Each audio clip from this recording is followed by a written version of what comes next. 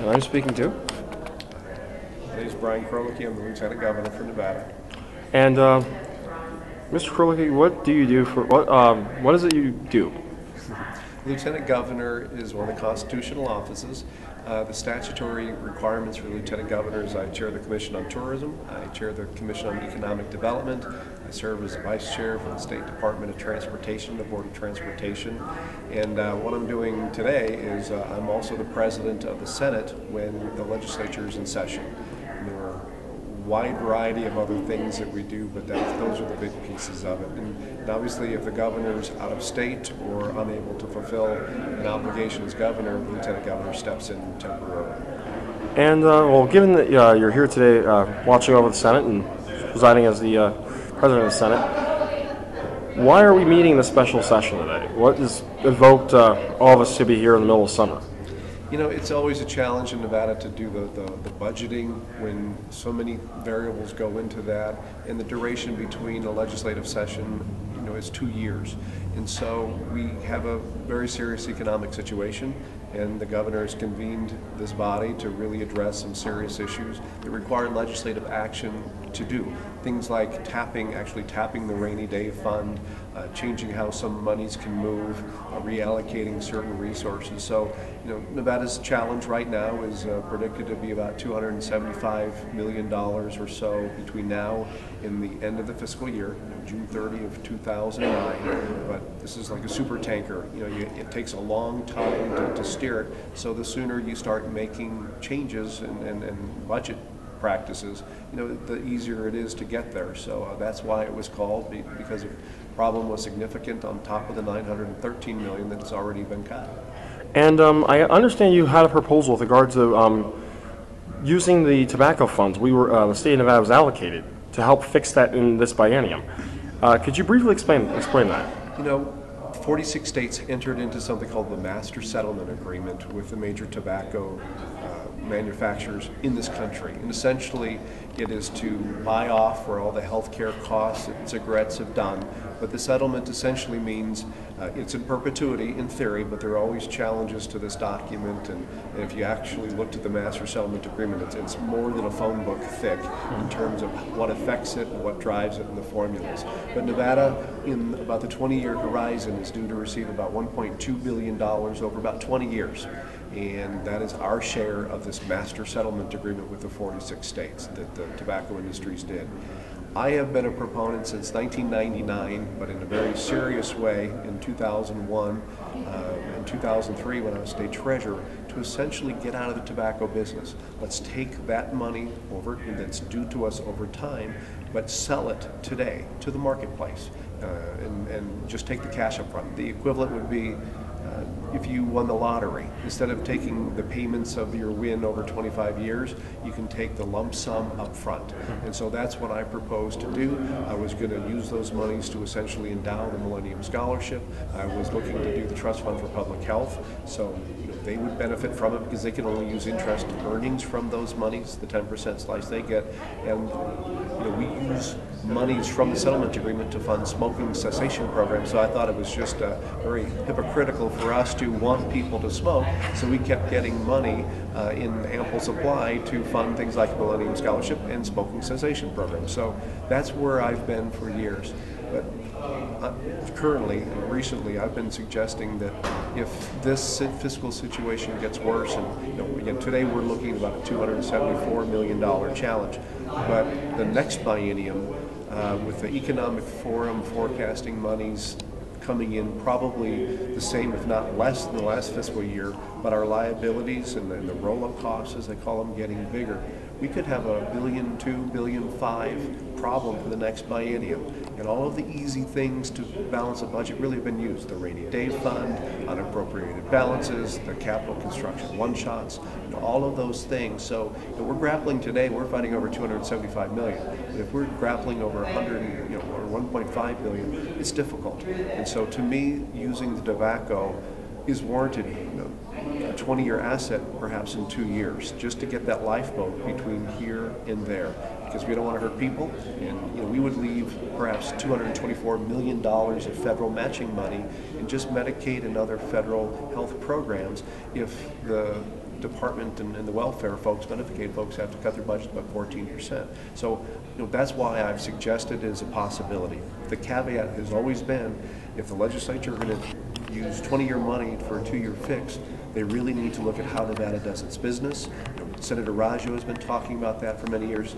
Kenny Gwynn, as governor, talked about this, and even Speaker Buckley last night in her rebuttal to the governor talked about really reviewing how the state does its business. So if we can get this breathing room using the tobacco money to make the state's financial operations more efficient and less cyclical in nature, I thought it was a good trade-off. Plus, you shed the risk of tobacco in the tobacco industry in years to come. So I think that's a good thing. And I guess the other question I have to ask, which, as you said, we should use the tobacco funds to currently and sell them to the public at large. Do you worry, in such a financial downturn and in the credit crunch, that bonds may not be as soluble as, or as valuable as they once were? And there's always a market. I mean, and the market's willing to buy risk. That's what markets do, and that's the beauty of capitalism. The state of South Carolina just sold $300 million in tobacco bonds last week. So for those who say it's too complex, the legal challenges today are problematic, or it's too expensive, we have a state, there are 21 states who've securitized, is a word we use, 21 states who've sold some of their tobacco settlement monies, and it just happened last week. So I think it's a right market. It's about a $50 billion market today. Bonds have been sold, so they trade in the secondary market. And I think Nevada should look at it even today. I hope we don't have to use these monies to balance the budget, and it looks like we won't have to, and I think that's great news. But I would still be a proponent of putting these statutes on the books so we can sell that risk off to the market that likes it, so we don't have to worry about those things, but also those monies would be available in this next biennium when I suspect things are going to be extremely difficult. so, do you foresee this? I mean, knowing that you have a background in finance, do you see that do you see that the situation we're in, state-wise, is going to continue? I mean, financially, that this financial downturn is not just this year, this biennium, but we may be in a recession, if one would say. And we may I'm not have sure if we're technically in a recession. I know some people will argue that. Technically, we aren't, even though I know some people argue for it.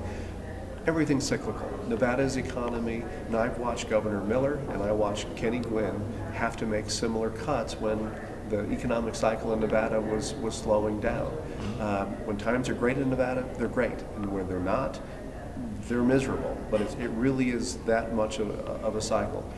The economy will get better nationally. We know that. But just look at what's on the ground in Nevada, but particularly southern Nevada right now. We have $35 billion of new construction in the hospitality industry in essentially one strip.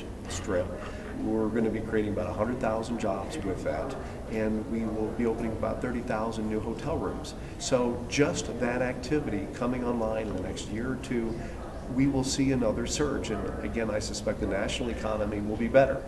Gas prices may remain high and other things, but everything is cyclical, and at some point in time it will recover, and Nevada will have all this new infrastructure to entertain. So I suspect the gaming and sales taxes will be back up. We'll replenish a rainy day fund, and we'll do important things. But I just want to make sure we're prudent with those monies when they do come back. If we were to use some of the tobacco, because tobacco funds things like the Millennium Scholarship, which is something Kenny Gwynn imagined when he was governor, but as state treasurer, that was the program that I had to engineer and implement and nurture and jury rig all the time to make sure it was vibrant. I care greatly for that program, as well as some of the other programs funded from tobacco. So if we can use this time to get to when times are better, and then make sure we get rid of the cyclical nature of Nevada's economy and how the state generates its revenues, and use those revenues to fund these programs that we might be diverting tobacco money. So hopefully it's a plan that'll come together, and we'll just have to wait and see. So my last question I have to I want to ask with regard to our cyclical nature is, would you agree? And I guess no one's really been calling for it, but it's kind of been thought about, raising taxes. Do you think it's time? I mean, do you think raising taxes at this moment would be a good idea? In a bad economy, it's not a good idea to raise taxes. You need to do everything you can to sustain businesses and families, and particularly the small ones. You want people to be spending. You want them to be consuming. You want businesses to be investing, and raising their taxes make it that much harder. So I think, as we're doing today, we're cutting the budget where we can, trying to inflict as little pain as possible. But we've got to do the things that are prudent, and then just really change how we do things in the future. How the state does its business, the structural deficit that we have. We need to review those things. The economy that we have today and the revenue mechanisms for the state are 50 years old. I think it's just time to perhaps revisit it, and that's my pledge. But I'm glad to hear that this is a conversation that's likely to happen in the legislature soon. Oh. And thank you again, Lieutenant Governor Krolicki, and I wish you hopefully a shorter day. And we blocked off the weekend, but hopefully this special session will be special only for a few hours more. Thank you for your time, and I appreciate the opportunity. Thank you, sir.